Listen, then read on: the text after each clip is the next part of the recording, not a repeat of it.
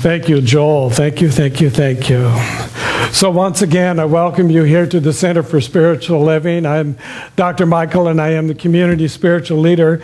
And I am so grateful that you are here on this first day of the year 2012.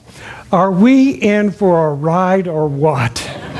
Yes, we are. Some years ago, I attended a minister's convocation, and it was, let's see, Puerto Vallarta is where we had gone for our party, the minister's party. And we had, we do a lot of fun things that ministers don't normally do in front of their congregation, but it was an opportunity for us to just really allow ourselves to be, and we do these, secret gifts kind of exchange around, and someone gave me the Mayan calendar on this little necklace thing here.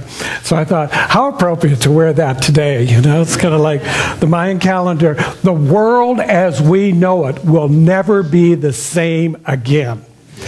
Guaranteed. There is a shift that is going on in consciousness that is up-leveling and expanding and growing into something absolutely marvelous. And you may ask, well, how does he know that this is true?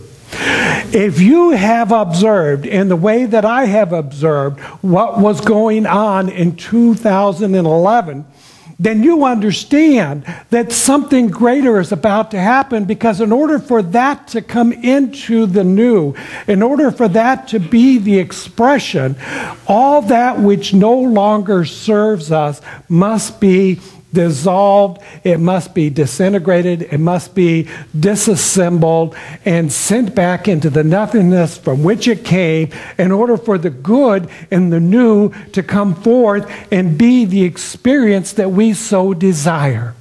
Amen. Absolutely.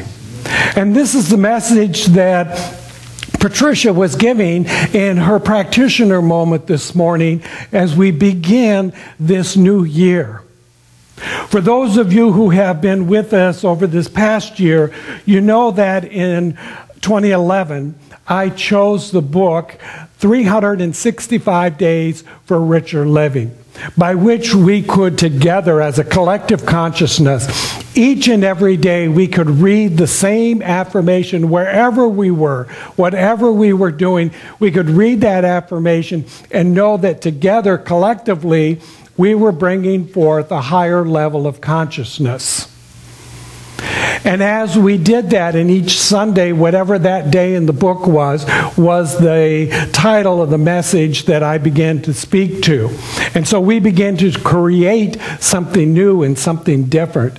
And I can tell you from my observation as I was looking at the different members and congregants and individuals that were moving through our sanctuary, that there was great shift happening. So you all deserve a bumper sticker that says shift happens. I know it. And we stepped into 2012. And people have said, so what are we going to use? What's the book that we're going to look at? Well, what we're going to do is we're going to do the textbook. The Science of Mind textbook in a year. So this is the task at hand. Now, you may want to know, well, how are we going to do that? Because honest, you do not want to pick up this book and start at the front page and try to read all the way through. It will drive you insane, I know this. The better way, the more effective way, the more harmonious way to go through this book is to find the right and perfect paragraph, the perfect chapter in each and every day. Now, if you have had the opportunity to buy one of these editions that has been printed sometime, I would say probably in the last 10 years or so, and we have some of those in our bookstore, then you would notice that somewhere in the front, about page 4 or 5, someplace around there, that there is an explanation of how to do the Science of Mind text in a year. It was written by Dr. Edward Viejon, who is the senior minister at the Center for Spiritual Living in Santa Rosa. And if you do not have a current version or printing of the Science of Mind textbook, then we have made it easy for you because it's available in this nice little pamphlet that is out in our rack in the foyer. And inside of it, it has the paragraph, it has the page and the paragraph for every day of the year. So we can read this together wherever we are and whatever we're doing. And then the extra bonus for those of you who pick up one of these little pamphlets is that if you take it and you fold it correctly, it becomes a great little bookmark that you can then put into your Science of Mind textbook and keep track of where you are. Isn't that clever? Edward designed that. He does some magnificent things, and I just love, copying all of the stuff that he's done. So, most ministers will tell you there is no new thought in New Thought. That everything that I tell you, I probably have borrowed or stolen or modified from something that somebody else has already done and said. Because there have been greater minds than mine that have come forth and have brought the message into the world for people to understand how to transform their lives. None of them do it the same way that I do. I do it, I know, with more zest, more enthusiasm, more fun, and more joy, because that is what I am about. Let's get active with this. Let's celebrate life. Let's bring it into the new year in a way that absolutely brings us more joy and more love and more prosperity. Am I not right? Yes. Okay.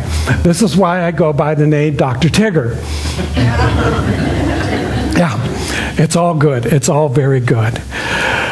So we begin to look at this in the first paragraph that it brings and it talks about today is that parable from the scripture that says that we do not put new cloth or new material or new cloth on an old garment. We do not put new wine into old bottles. Now, when the parables were taught, they were used in a way that they could reach each and every individual in the right and perfect way wherever the individual was at. Because here's what I know and here's what I understand. That though in the mind of God, in the potential of all things, each of us are created equal. And yet when this divine intelligence has decided to insert itself into this thing called life, that it has moved through and created out of itself, the essence of what it has created form that is contained into this thing called time and space.